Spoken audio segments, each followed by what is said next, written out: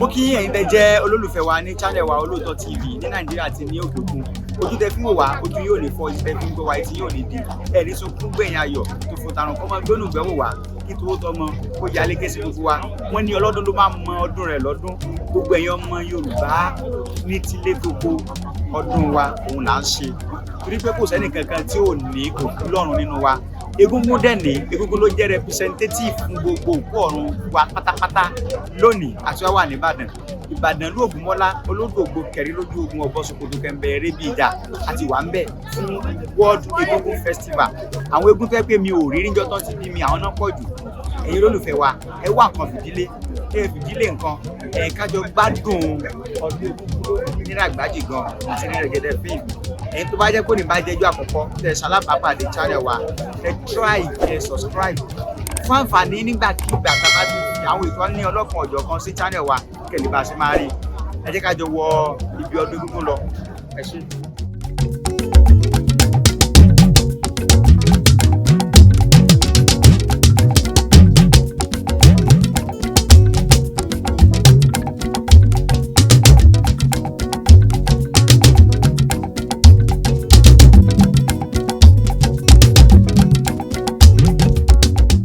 Tí mo rí yín lénìí,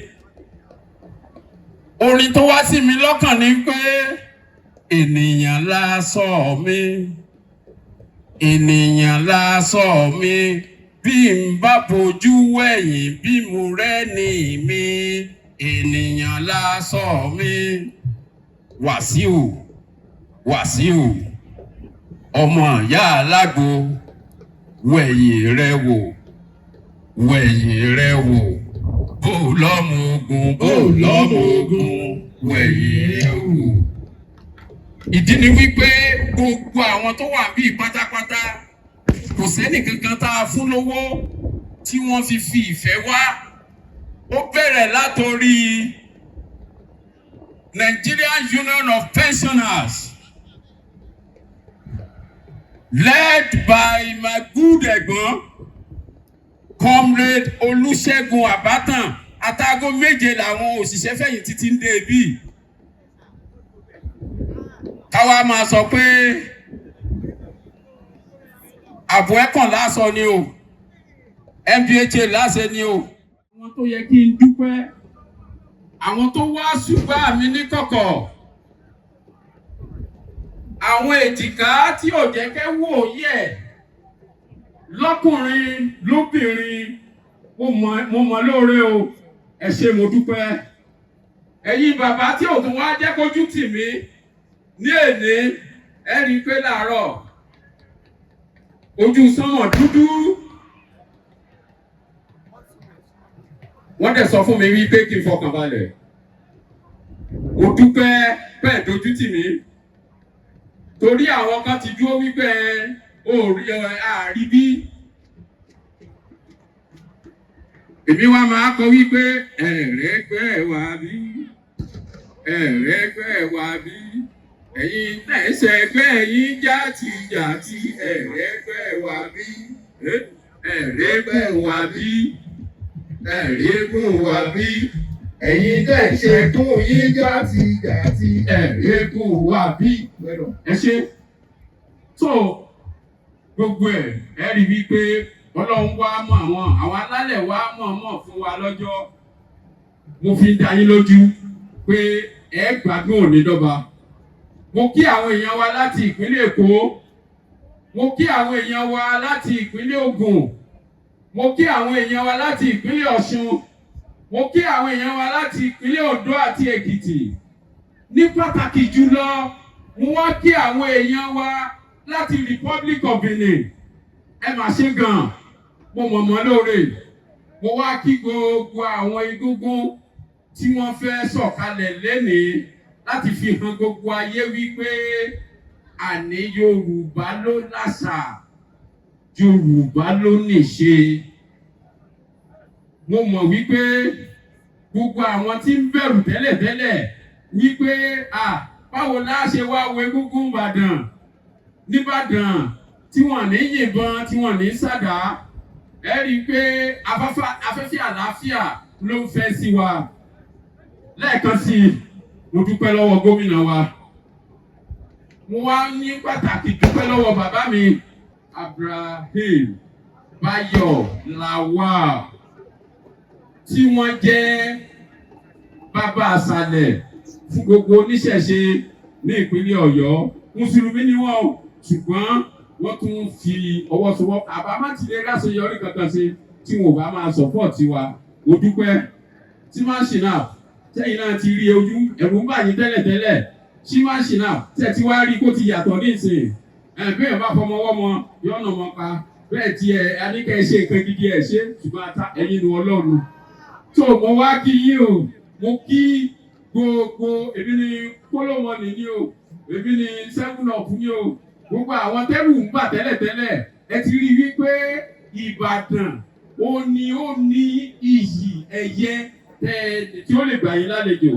Lẹ́ẹ̀kan sí i, mo dúpẹ́ lọ́wọ́ ọkùnrin, mo dúpẹ́ lọ́wọ́ obìnrin, mo dúpẹ́ lọ́wọ́ ọmọ kékeré, mo dẹ̀ dúpẹ́ lọ́wọ́ àgbàlagbà wípé ẹ̀làbọ̀rú ẹ̀làbọ̀yè ẹ̀làbọ̀ ṣíṣe. Ẹ ṣe gan ni kọmíṣánná fún ọ̀rọ̀ àṣà. Ẹ jọ̀ọ́ bí àbábá kọmíṣánná bínú ẹ já fún kọmíṣánná ní àtẹ́wọ́ lórí ìjókòó ẹ fún ní àtẹ́wọ́ tó rìnlẹ̀ dòdò. Torí pé Ọlọ́run fún wọn ṣe wọ́n ṣèyí.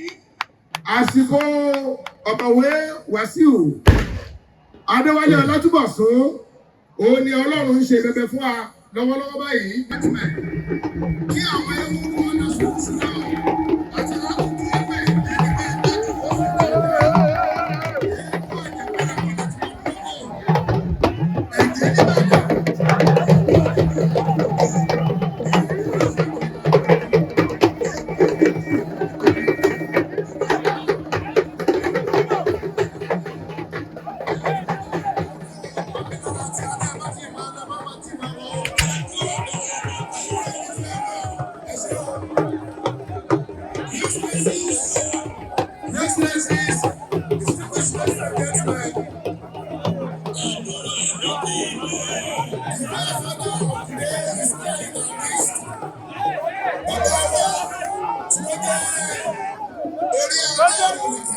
Kábíyèsí ọba Rashidi Akànmú Adéwọ̀lú Ládọjà, àwọn ló yẹ kí wọ́n wá gba gbòǹgbò tí mo lò yìí, wọ́n ṣe ìwúre.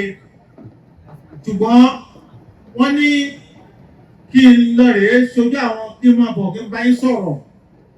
Bẹ́ẹ̀ ṣe ń wò mí lóòótọ́ gẹ́gẹ́ bí àǹtí Fúnkẹ́ ṣe àpèjúwe olóyè Lékan Àlàbí Máyé Olúbàdàn lẹ́ ń wò. Ṣùgbọ́n ohun tẹ́ ń gbọ́ yìí, ohun yìí ni ohun ọba Rashidi Adéwọ̀lú Ládọjà. Wọ́n ní kí gbogbo yín lẹ́ẹ̀kan sí pé a kú ọdún o, pé ẹ̀mí wa yóò ṣe ọ̀pọ̀ ọdún láyé, pàápàá jùlọ igbákejì gómìnà ìpínlẹ̀ Ọ̀yọ́ tí wọ́n ń ṣojú ọlọ́lá gómìnà Ṣèyí Mákindé. Ẹ ṣeun tẹ́ ẹ wá o. Gẹ́gẹ́ bá ti mọ̀ wípé ìṣẹ̀ṣe ó ti kúrò ní nǹkan àgbépamọ́ bí ìgbà téèyàn ṣe níbi ọdún 5 sẹ́yìn. Òun náà ti bọ́ sí bọ́ńbọ́ báyìí wípé kí ni ẹ̀sìn tiẹ̀, kí kálukú bá ti dárúkọ ẹ̀sìn ẹ̀, àwa tá a ní tá a tẹ̀lé ti ìjìnlẹ̀ ìṣẹ̀ṣe àwa náà nàwọ́ òkè ni. Ọdún eégún àgbáyé ti ọdún 2025 ló la wá ṣe ní gẹ́gẹ́ bí owó àti múra látàárọ̀. Lẹ́yìn tá a bá ti ṣe ìwúre àti ètò tó ń ṣe àwọn eégún ọmọ jáde láti fara wọn hàn wá. Kò ní í hun wá nítorí kò hun àwọn ará iwájú lágbára Ọlọ́run. Ẹ̀mí wọn ṣọ̀pọ̀ ọdún láyé. Ilẹ̀ Ìbàdàn yóò túbọ̀ máa gbòòrò gẹ́gẹ́ bí gbogbo wa ti mọ̀ wípé ọdún eégún láti ìpìlẹ̀ wá àwọn ará ọ̀run kẹ̀kẹ́ àwọn náà wá sáyé tí wọ́n máa ń dá ẹ̀kú fún wọn wọ́n sì padà àgọ̀bójú wọn. Gbogbo ohun tí àwọn eégún bá wí àṣẹ látọ̀dọ̀ Èdùmàrè ni wọ́n á súre. Pàápàá jùlọ olórí ìwúre ọdún eégún ó ní pé a ní rógun ńlẹ̀ yìí, a ò ní rọ́tẹ̀, ìlú ò ní dẹ̀rú, oko náà ò ní dẹ̀rú, ìyàn ò ní mú oúnjẹ á pọ̀, aboyún ilé wọn á bí wẹ́rẹ́ àti gbogbo wọn á bí wẹ́rẹ́, abiyamọ wọn á máa wo àwòyè. Egungun ọ̀jẹ̀ kọ́lọ́kọ̀ all the way from the Benin Republic is already on board.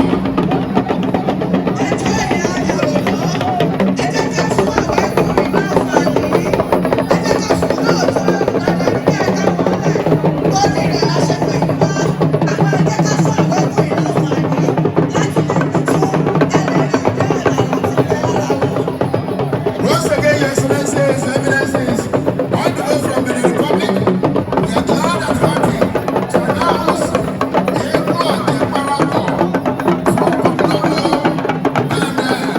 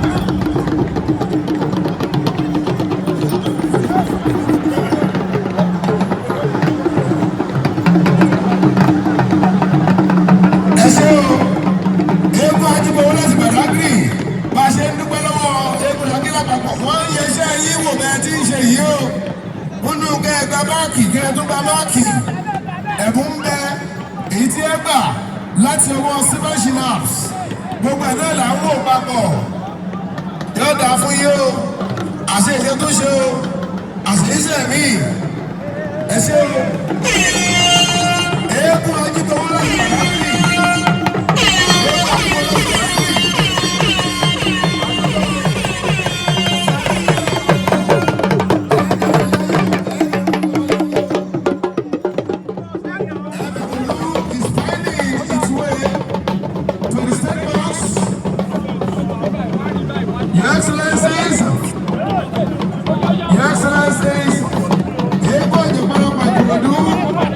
Before your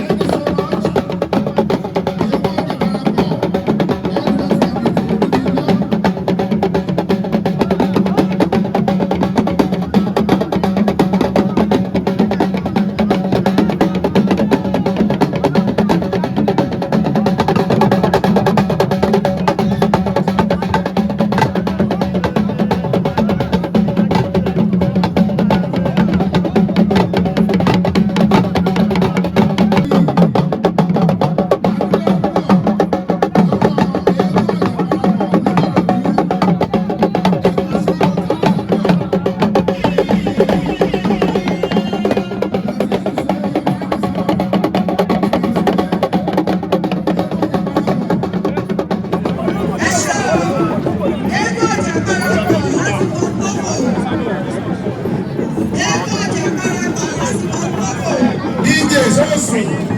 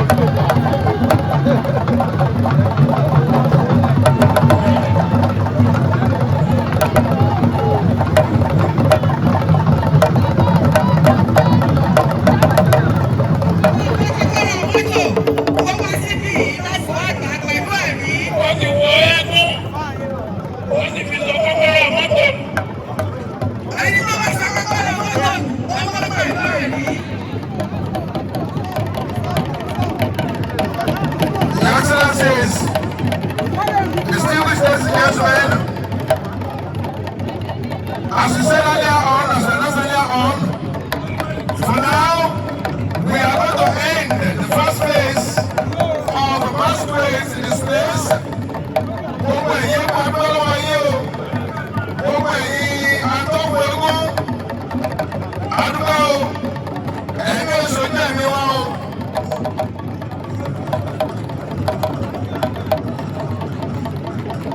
ẹ ṣé o ẹ ṣe mí o ẹ ṣeun ẹ ṣeun.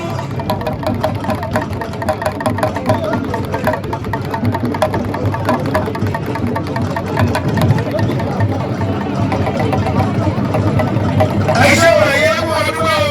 Thank you very much. Àdúrà o. Thank you very much. Thank you very much. Thank you very much. Please, let's clear the pathway. Let's clear the tracks. Please, let's clear the tracks. Thank you very much. When we clear the tracks, I will take some of the good messages for today. ẹ ṣeun ọkọ ọjọ́ ìní aṣọ́kọ rẹ̀ lápá àtàrọ̀. Àwọn egungun ló dé tí wọ́n ń dára. wọ́n kú Wọ́n jẹ́ àwọn bàbá wa.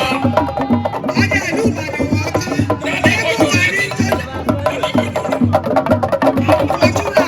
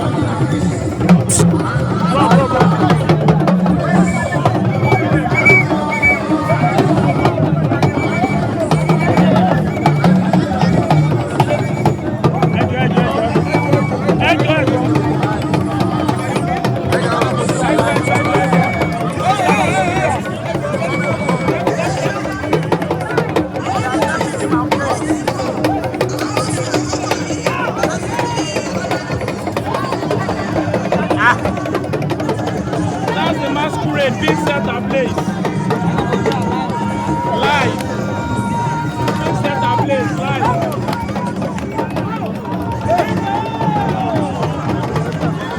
Being set ablaze. Egungun Parada being set ablaze live.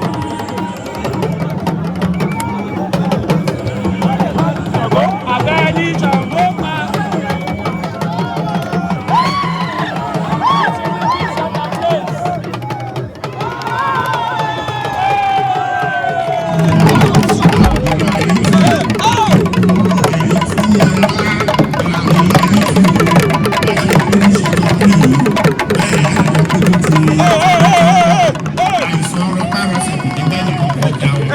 Nítorí tọ́jọ́ bá là máa ń kárí ayé ni ẹ̀ là sówó ẹ̀ là sọ́mọ ẹ̀ là sálàfíà ara ìlú ti bá lọ́rọ̀ gbogbo ẹ̀yìn tí ẹ ṣe akápẹ́ ètò yìí nínú ẹlẹ́dàá yóò rí pàápàá ẹ̀rí fọmọ dúró ẹ̀rí fọmọ dúró ọ̀ní fẹ̀yìn ẹ̀rí nítorí ṣé pé mo lò ó gbé ìjọ ọ̀jẹ̀ parapọ̀ akọ̀kùnrin bíi 2 minutes ẹ̀jọ̀ má bínú.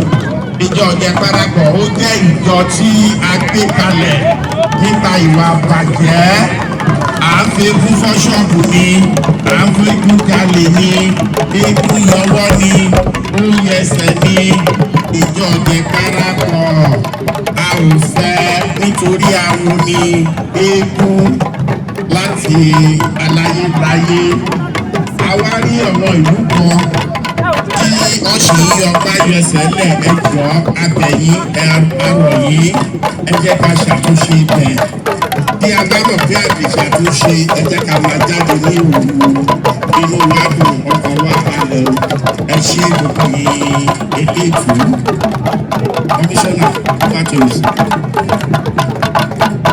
ẹ ṣe ń bá mi sà ẹ jẹ́ kí kọmíṣánná fún àṣà àti ìrìnàjò afẹ́ láti ìpínlẹ̀ Ọ̀ṣun kí àwọn náà kí wọ́n bá wa ní gbólóhùn fún ti ọdún Egungun eléyìí tá à ń ṣe lónìí yìí. Excellencies, distinguished ladies and gentlemen, here we have His Honor Honorable Odun Egungun, the Head Commissioner in charge of Culture and Tourism, all the way from Osun State. Over to you, sir.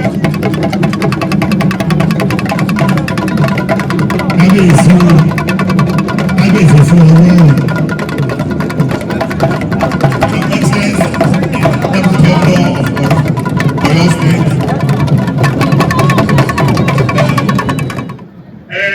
mo fẹ́ lu ọ̀rẹ́ mi lọ́gbọ̀ọ́ ẹnu pé ó kù challenge lòun fún wa ọmọ yàrá gbo ẹkúnṣẹ́ o wà inú ìdúró àti orí tó dé àti tó orí tútù àtòrí gbígbẹ jọ kò easy ọ̀rẹ́ mi máa sọ pé ẹjọ́ wà kú erékùn máa jọ òun kábọ̀lọ̀ ìjà ìpáàdé bí ẹ sọ pé ìpáàdé lọ̀rẹ́ mi o bọ̀ kì í ṣe rírọ̀ gbogbo ẹ̀dá wa lè ní ọlọ́run tó fún wa ní èyí á fún wa láti jẹ́ ká tún promote stage báyìí lọ.